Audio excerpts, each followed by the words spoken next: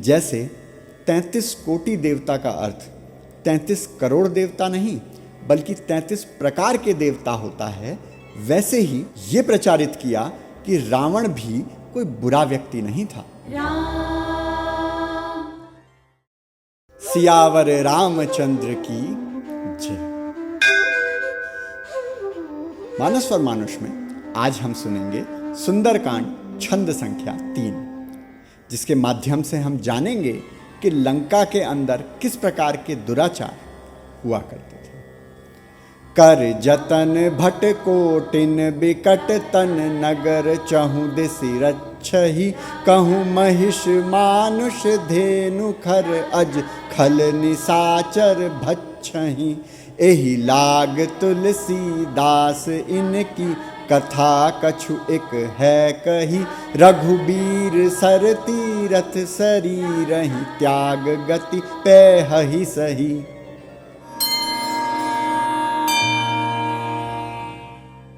आचार्य चाणक्य का कहा एक श्लोक तो आपने अवश्य ही सुना होगा, पूरा नहीं तो उसका अंतिम भाग तो सुना ही होगा। इसका स्रोत कहाँ है ये तो मुझे भी नहीं मिल पाया। कोई कह रहा है कि ये आचार्य ने अर्थशास्त्र में लिखा है और किसी के अनुसार चाणक्य नीति में, और किसी का कहना है कि आचार्य ने भी इसे किसी ग्रंथ से उद्धृत किया है। पर चलिए, श्लोक कुछ इस प्रकार है। राज्ञे धर्मणि धर्मिष्ठा पापे पापा समे समाह राजानम अनुवृत्तन्ते यथा राजा तथा प्रजा। इसका अर्थ है जैसा राजा वैसी प्रजा। राजा का ही अनुसरण प्रजा करती है। यदि राजा धर्मनिष्ठ होगा तो प्रजा भी धर्मपरायण होगी, और यदि राजा पापी होगा तो प्रजा भी पापी होगी। प्रजा अपने राजा का अनुसरण करते हुए अपने राजा के समान ही हो जाती है। अब रावण क्योंकि स्वयं ही दुराचारी व्यभिचारी था, तो लंका में रहने वाली उसकी प्रजा भी उसी का अनुसरण करते हुए दुराचार में लिप्त थी। और राजा के दुराचारी होने पर प्रजा का दुराचार राजा के समान ही नहीं अपितु उससे भी कहीं अधिक भयावह हो जाता है। लंका में भी कुछ ऐसे ही दृश्य देखने को मिल रहे हैं। तुलसीदास जी कहते हैं, कर जतन भट कोटिन बिकट तन नगर चहु दिस रक्षहि कहूँ महिष मानुष धेनु खर अज खल निसाचर भक्षहि। बहुत विकट तन वाले कोटि कोटि योद्धा यानी अनेकों प्रकार के योद्धा बहुत यत्न करके नगर की चारों दिशाओं में रक्षा कर रहे हैं। यहाँ गीता प्रेस द्वारा छापी गई रामचरितमानस में करोड़ों योद्धा लिखा है, लेकिन इस छंद में क्योंकि कोटिन शब्द का प्रयोग किया है तो यहाँ गीता प्रेस के द्वारा इसकी व्याख्या करोड़ों के रूप में की गई है। लेकिन जैसे 33 कोटि देवता का अर्थ 33 करोड़ देवता नहीं बल्कि 33 प्रकार के देवता होता है, वैसे ही कोटिन का अर्थ विभिन्न प्रकार के योद्धा प्रतीत होता है। वैसे भी भौगोलिक दृष्टि से लंका इतनी विशाल नहीं थी कि करोड़ों योद्धा केवल उसकी सीमा की रक्षा के लिए तैनात करना संभव हो। तो भांति भांति के योद्धा उसकी सीमाओं की रक्षा कर रहे थे। कहीं पर दुर्दांत राक्षस भैंसों, मनुष्यों, गायों, गधों और बकरों को खा रहे हैं। जी हाँ, गायों को भी और मनुष्यों को भी। नरभक्षी राक्षस। एहि लाग तुलसीदास इनकी कथा कछु एक है कही रघुबीर सर तीरथ शरीरहि त्याग गति पैहि सही। तुलसीदास जी ने इनके अत्याचारों की कथा केवल थोड़ी सी ही इसलिए कही है कि ये निश्चित ही श्री रघुवीर बाण रूपी तीर्थ में अपने शरीर को त्याग कर परम गति को प्राप्त करेंगे।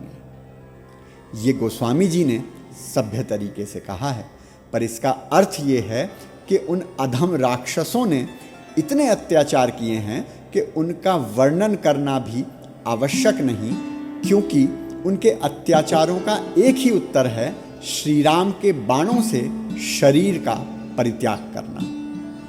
यहाँ दो शब्द उन वामपंथियों के लिए भी जिन्होंने पिछले कुछ वर्षों में ये प्रचारित किया कि रावण भी कोई बुरा व्यक्ति नहीं था, उसने तो केवल अपनी बहन के अपमान का प्रतिशोध लेने के लिए सीता जी का हरण किया, अन्यथा वह तो प्रकांड विद्वान था, पंडित था।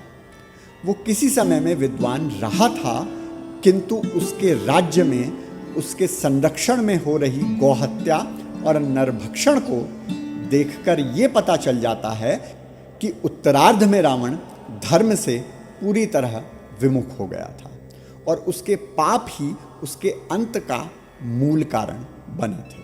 तो आज की चौपाई में हमें क्या शिक्षा मिलती है कि यदि राजा दुराचारी हो तो राज्य कितना भी समृद्ध क्यों ना हो, प्रजा भी दुराचारी बन जाती है। बाबा का आज का ब्रह्म ज्ञान है देश की जनता के नाम। राजा दुराचारी तो प्रजा दुराचारी, राजा सदाचारी तो प्रजा सदाचारी। इसलिए सोच समझकर अपने राजा का चुनाव करना चाहिए, क्योंकि मनुष्य तो फिर मनुष्य है, पशु पर भी अपने स्वामी का प्रभाव पड़ता ही पड़ता है। अगर विश्वास नहीं होता तो इस टॉमी को ही देख लीजिए। भोजन तब तक प्रारंभ नहीं किया जब तक भोजन मंत्र पूरा नहीं हो गया। ओम सहना भवतु सहनौ भुनक्तु सह वीरं करवावहै तेजस्विनावधीतमस्तु मा विद्विषावहै। ओम शांति शांति शांति। हाँ, तीनों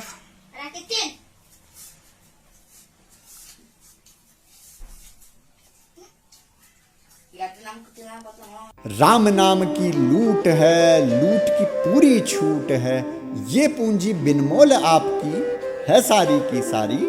तो बोलो मंगल भवन अमंगल हारी, द्रबहु सुदशरथ अजिर बिहारी।